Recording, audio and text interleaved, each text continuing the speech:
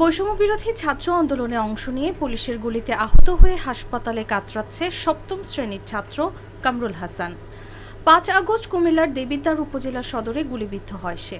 বুলেটের আঘাতে তার ডান পায়ের হাড় ভেঙে গেছে। একমাত্র ছেলের এই অবস্থায় দিশেহারা মা কুলসুম আক্তার। দরিদ্র হওয়ায় ছেলের চিকিৎসা করানোর সামর্থ্যও তার নেই।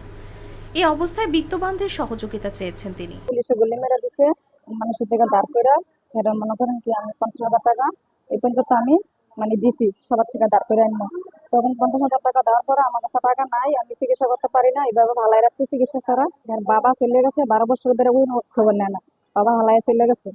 মনে করেন এরা আমি বাসার কাছ থেকে আমি তো আলছি লেখাপড়া করাইছি। এবারে ছেলেটা ফাড়া ভালো হওয়ার জন্য আরো 6 মাস লাগবো, ভালো হইতে ডাক্তাররা বলতে আছে আরো 6 মাস চিকিৎসা করা লাগবো। 6 মাস আরো এটা পুষ্ট করার জন্য আমি চিকিৎসা পাচ্ছি না। সবাই আপনারা সহযোগিতা করবেন, আপনার কাছে সবার কাছে আমি সবার কাছে আমি যে ভিক্ষা চাই। আহত কামরুল হাসান দেবিদ্বার ইসলামিয়া ফাজিল মাদ্রাসার সপ্তম শ্রেণীর ছাত্র। সে উপজেলার গোপালনগর গ্রামের জাহাঙ্গীর আলমের ছেলে। বুধবার সরেজমিন কুমিল্লা মেডিকেল কলেজ হাসপাতালের ক্যাজুয়ালিটি বিভাগের 8 নম্বর বেডে গিয়ে জানা যায়, শেখ হাসিনার দেশ ছাড়া চলে যাওয়াতে তো বিজয় মিছিল ছিল 3টার দিকে। তো আমি বাসাতে বেরিয়েছিলাম সবার সাথে, থানার কাছে যাইতেছিলাম। থানার কাছে যাওয়াতে পুলিশ আমাদের উপর গুলি চালায়। তো আমার পায়ে একটা গুলি পড়াতে তারপর এই বড় ভাইয়ারা আমারে কুমিল্লায় নিয়ে আসে হসপিটালে আনাতে এখন একটা অপারেশন হয়েছে, আর নাকি হবে, আর সময় লাগবে। এটাই এটা পুরোপুরি ইয়ে হতে সময় লাগবে। 3 বাসা মিলে সুদা কাজ করি, 4,000 টাকা পাই। ও টাকা দিয়ে তো আমি সংসারে চলতে আমার অনেক কষ্ট হয়ে যায়।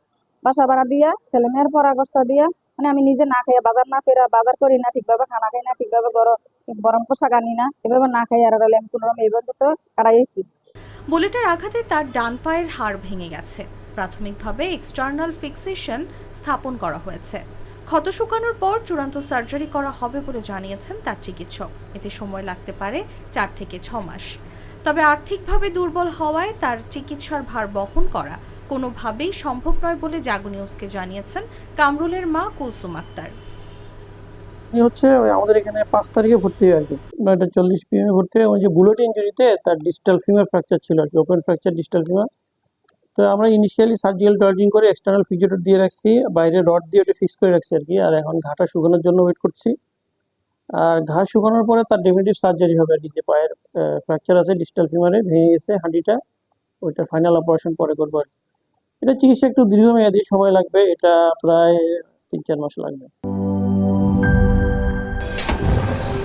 ফাংশনালিটি ও নান্দনিকতার পারফেক্ট কম্বিনেশন। সায়েন্টিফিক নজল ও ব্রাস বার্নার ক্যাপ 50,000 বার।